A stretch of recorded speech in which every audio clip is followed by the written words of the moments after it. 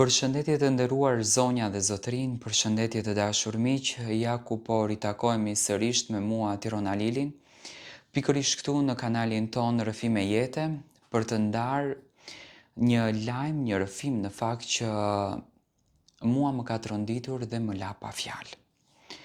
Ajo që ju të dëgjoni nuk është thjesht një dhimbje, por është një tragjedi. Një tragjedi që ka ndodhur ditën e sotme tek një vajzë 23 vjeçare, e cila ka vendosur të jep fund jetës së saj dhe arsyeja është bashkëshorti i saj.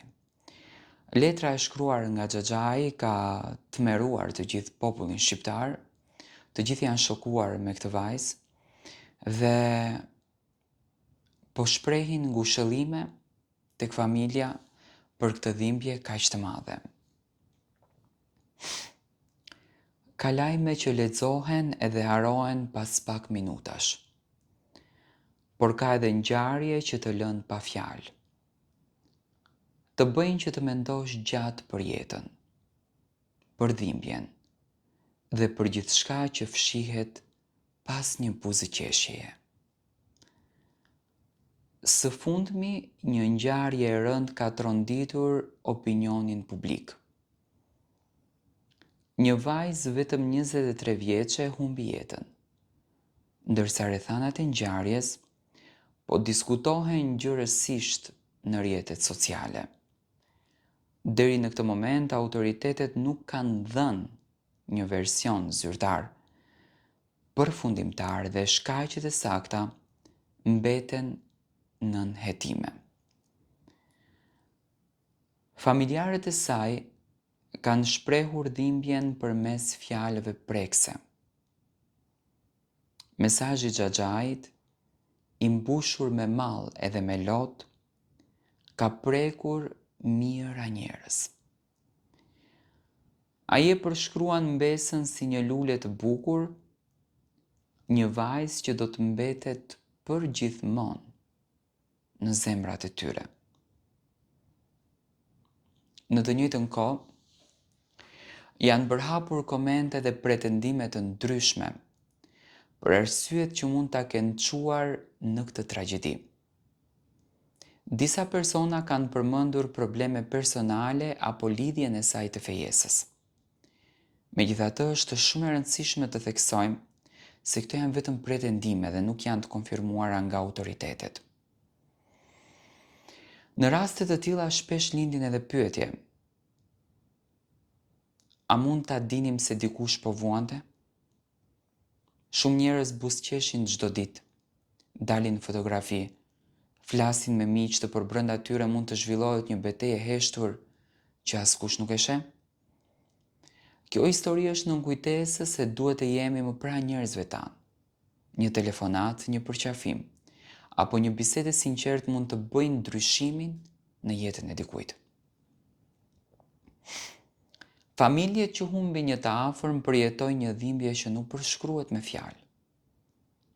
Ëndrat ndërpriten, planet mbeten përgjysëm dhe kujtimet bëhen gjithçka që mbetet.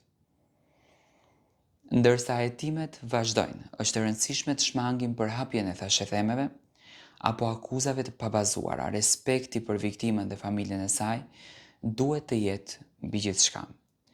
Tani, Xhaxhai i vajzës shkruan kështu: një ngjarje e rëndë është raportuar në fshatin Gjyherin të Vlorës, ku një 23 vjeçare, Ola Metani, dyshohet se ka konsumuar fotoksin dhe ka humbur jetën. E reja ishte e fejuar dhe jetonte me të, teksa Xhaxhai i saj ka prekur me reagimin e tij në rrjetet sociale. O Ola e Xhaxhit, thot, menduam që mjaft I kemi pasur lotët, por ikja jote na I dheroi shpirtin. Ishe një lule e bukur dhe e tillë do të mbetesh gjithë jetën, o yll I bukur që na loton zemrën dhe shpirtin. Lam të mirë, o ylli I Xhaxhait. Deri tani, lidhur me ngjarjen, policia nuk ka reaguar dhe nuk ka dhënë asnjë detaj. Ndërkohë, një mikesh e saj shkruan se shkak mund të ketë qenë I fejuari. Në një fshat të Vlorës ka vdekur një 23 vjeçare.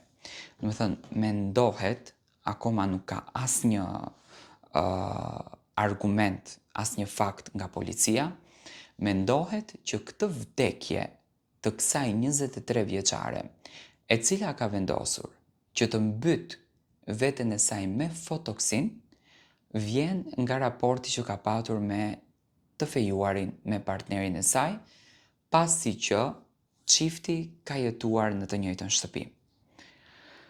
Unë uroj me zemër që policia të hetoj mirë rastin, të merr edhe të fejuarin në pyetje, me patjetër, sepse duke i anashkaluar gjërat pastaj nuk zbardhen të vërtetat, dhe të kuptohet e vërteta pse Ola ka vendosur që t'i jep fund jetës së saj.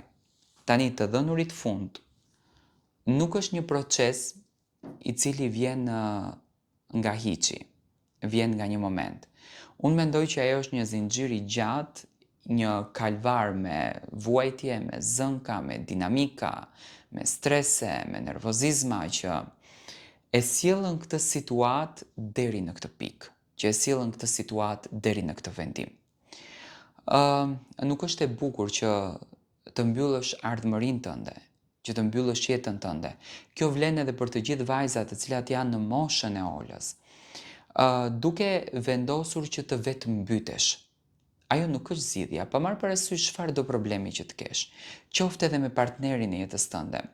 Ka një institucion, ka një shtet, ka një familje e cila mërzitet për ty, e cila kujdeset për ty, e cila dëshiron që ty të shikon në ditët më të mira.